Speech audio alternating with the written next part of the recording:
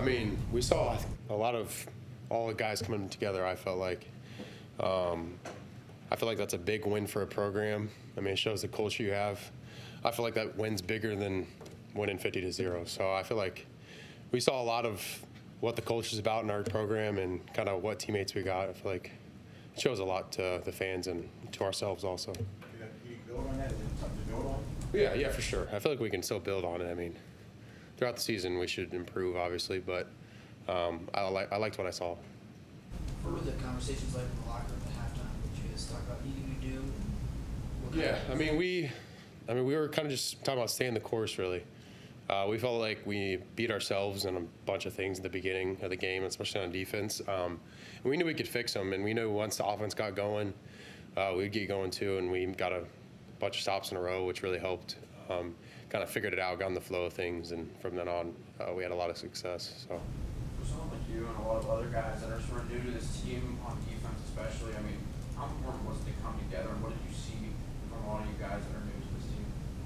I mean, it's huge. I feel like no one was kind of complaining on the sideline, talking bad about each other. Sometimes that's what you see in certain teams, and when people get down on each other, really. And we didn't see that at all. Everyone was staying positive. We knew we could do better.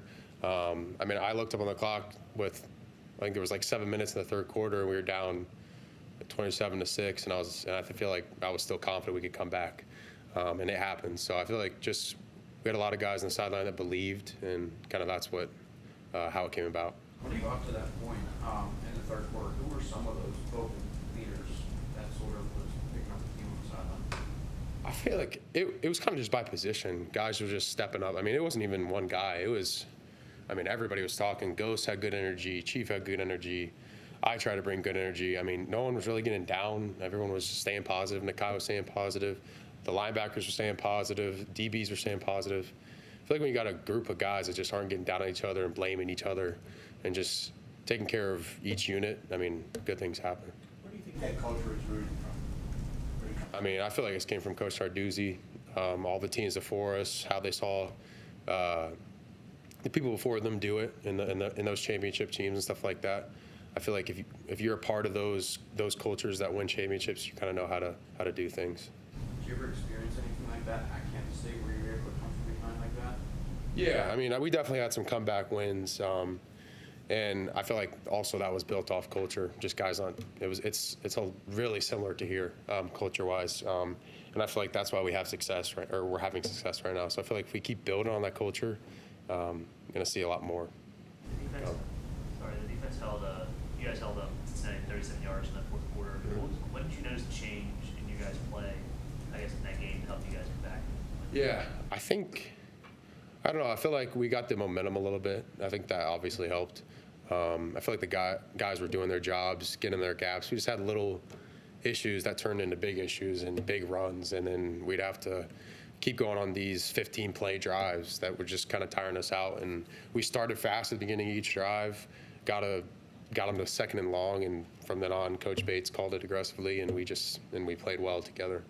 What's the challenge for a defensive end, the rest of the guys in your position, against a guy like Garrett Reed who runs so much and stuff like that? It's always hard going against a mobile quarterback. I mean, it changes the whole game plan. Just if you got a guy that back there that's mobile and is dangerous on his feet, we just got to be a little more patient with our certain reads and stuff we do.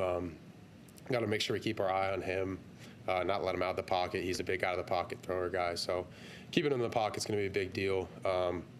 And yeah, just trying to having our focus more on him and our reads and stuff like that.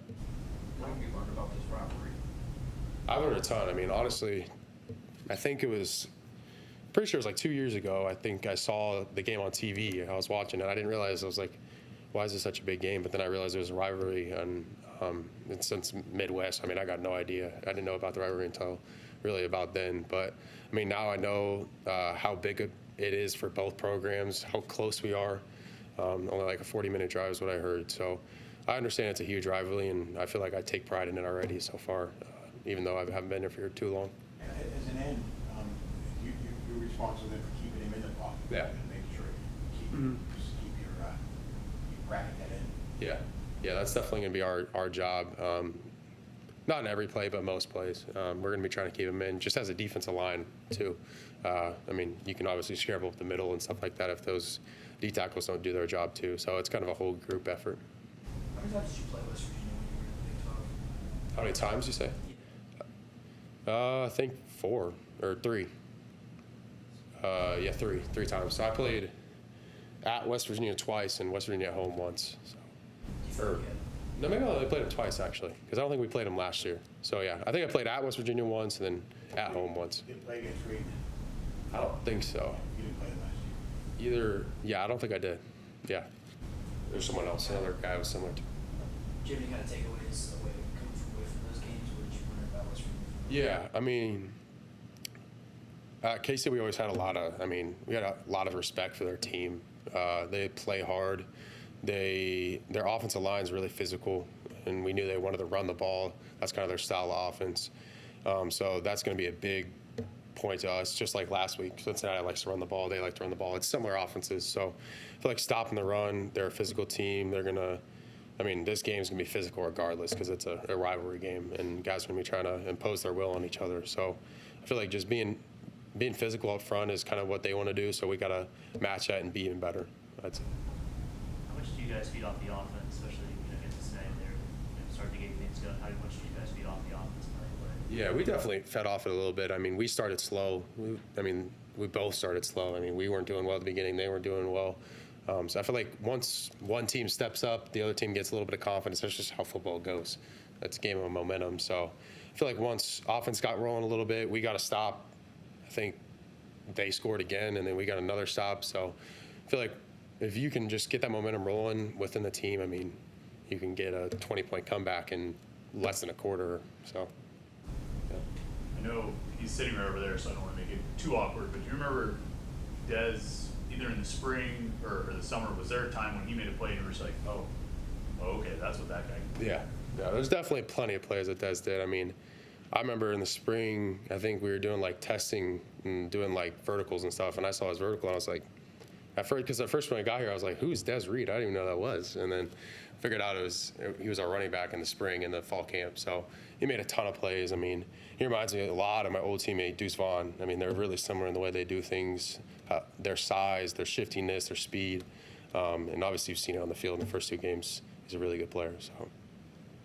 He was a true freshman, but he seems like he's getting a lot of snaps. Yeah. What have you seen from him in the first 2 games of the season? I mean, a lot of maturity. The kid he just makes plays. Like, he just knows what he's doing. He has confidence on the field. I'm his roommate in hotels and stuff like that. So, I mean, he doesn't really – he's not like the normal freshman that gets scared and stuff like that. He has a ton of confidence in himself. He goes out there, just makes plays, does what he does. I mean, he's going to be a really good player.